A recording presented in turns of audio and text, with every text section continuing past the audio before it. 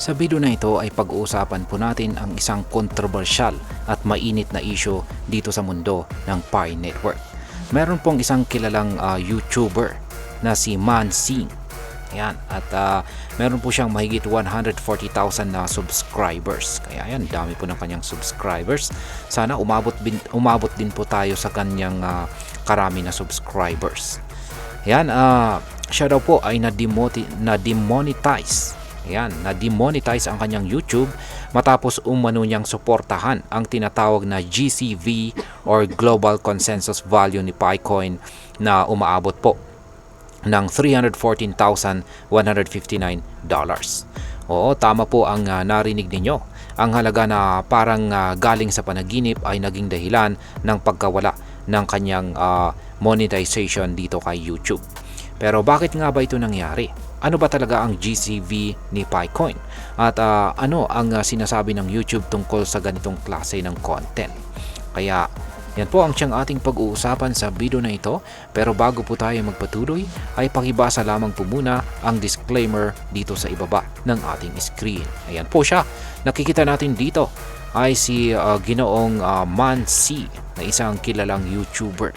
Kaya sayang naman kung siya ay na-demonetize dahil labang sa GCV ni Picoin. Yan. Sayang, dami po niyang followers, 140,000 subscribers. Pero sana ay maibalik po niya yung kanyang monetization.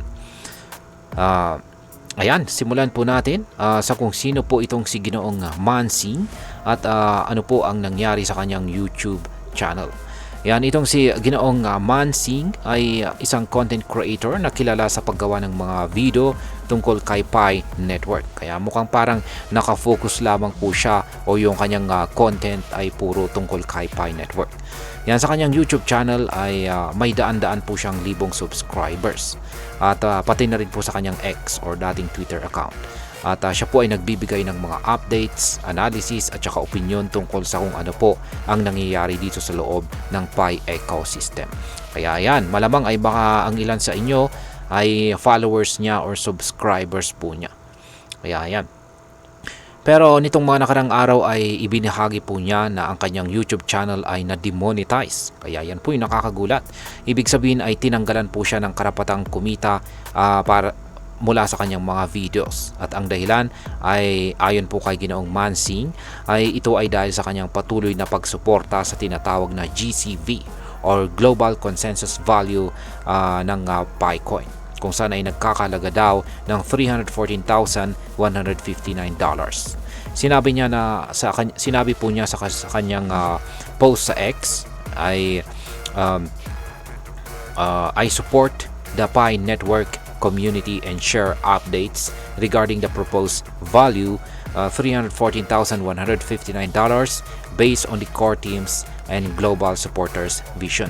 I do not mislead or make false claims and only support this movement with honesty. Ayan po yung kanyang aktual na sinabi. Sa madaling salita ay naniniwala po itong si Ginoong Mansi na wala siyang nilabag at ang lahat ng sinasabi niya ay base lamang sa paniniwala ng community ng Pi. Ayan. Kaya tama po yan. Galing po yan sa GCV mismo ng yung GCV na ito, Global Consensus Value, ay galing po talaga yan sa Pi community mismo at hindi po siya ang may gawa niyan.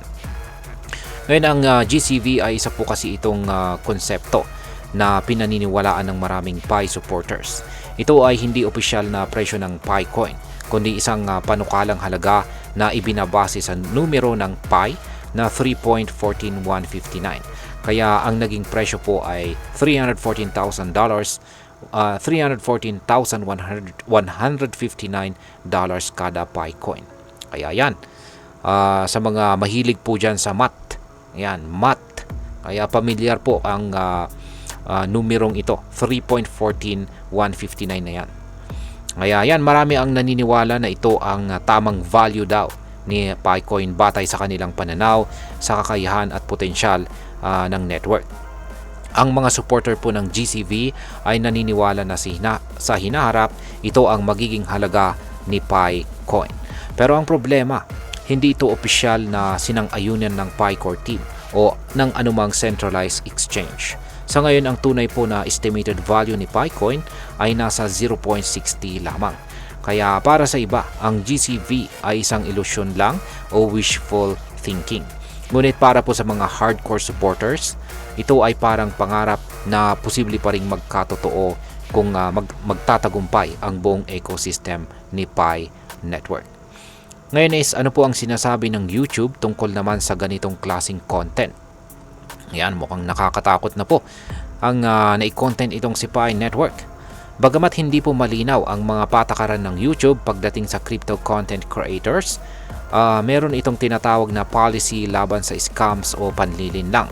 Ayon po sa kanilang guidelines, hindi po pinapayagan ang mga content na naglalaman ng exaggerated promises o sobrang taas ng mga pangako. Kaya kung ang isang video ay nagsasabi na ang isang coin ay aabot sa daang-daang libong dolyar ng walang matibay na ebidensya o suporta mula sa opisyal na grupo, maaari po itong ituring na misleading or exaggerated. Ito marahil ang naging dahilan kung bakit tinanggalan ng monetization itong si Ginoong Mansing. Bagamat sinabi niya na hindi siya nagpo-promote ng scam at nakabase lamang siya sa paniniwala ng community, posibleng ang interpretasyon ng YouTube ay iba. Ayan. Sa tingin ko ay ang tingin ng YouTube ay nanggagaling mismo sa kanya yung kanyang mga inilalabas na mga prediction. Kaya yan, ngayon ay may pag-asa pa bang maibalik ang monetization nitong si Ginoong Mansi? Ayan. Sa isang update ay sinabi po ng official na X handle ng YouTube na i-review po nila ang appeal ni Ginoong Mansi. Yan, para maibalik ang monetization ng kanyang channel. Ibig sabihin ay may posibilidad pa na bumalik ito kung mapapatunayang wala siyang nilabag na patakaran. Pero hanggang sa mangyari ito, mawawala muna ang kanyang kita mula sa YouTube ads. At bilang isang content creator na umaasa sa kanyang channel, malaki ang epekto nito hindi lang sa kanyang kita kundi pati na rin sa kanyang reputasyon. Kaya yan, ngayon is ano po ang maaring maging epekto nito para sa atin bilang mga Pinoy crypto traders o investors ni Picoin. Ayan, kawawa naman po siya. Ayan po siya, si Ginoong Mansi. Para sa atin dito sa Pilipinas, ang nangyari po dito kay Ginoong Mansi ay isang mahalagang paalala. Marami sa atin ang sumusubaybay sa mga YouTube channels para matuto, makakuha ng updates at makahanap ng insights tungkol sa crypto. Pero kailangang maging mapanuri po tayo sa mga impormasyong nakikita natin. Hindi po masama ang mangarap ng mataas para sa isang coin, pero kailangan din nating i-balance ang ating pananaw gamit ang facts at hindi lamang paniniwala. Dapat po nating tandaan na ang crypto market ay puno ng hype at espekulasyon. Ang pag-asa po sa GCV na $314,159 ay maaring inspirasyon sa iba, pero maaring maging delikado kung gagamitin bilang batayan ng investment decisions.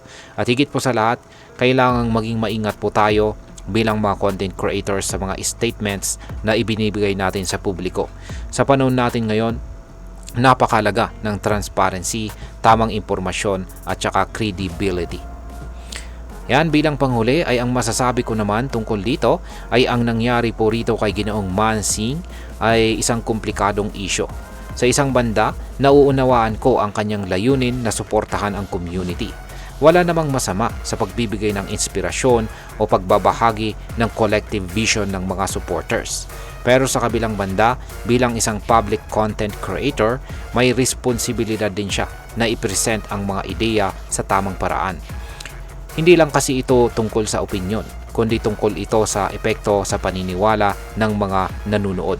Kapag sinabi mong ang isang coin ay maaring umabot ng daang-daang libong dolyar, kahit pa sabihin nating panukala lang ito, maaring may maniwala at mag-invest base sa maling expectations. At para po sa mga Pinoy na umaasa pa rin kay Picoin, tandaan natin na wala pong opisyal na listed value itong si Picoin sa mga major exchanges. Kaya wag po tayong magpapadala agad sa hype.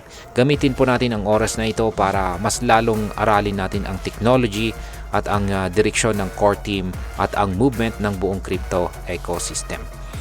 At ayan, hanggang dito na lamang po tayo sa video na ito mga ka-crypto. Marami pong salamat sa panonood. Ingat po tayo lagi at God bless po sa ating lahat.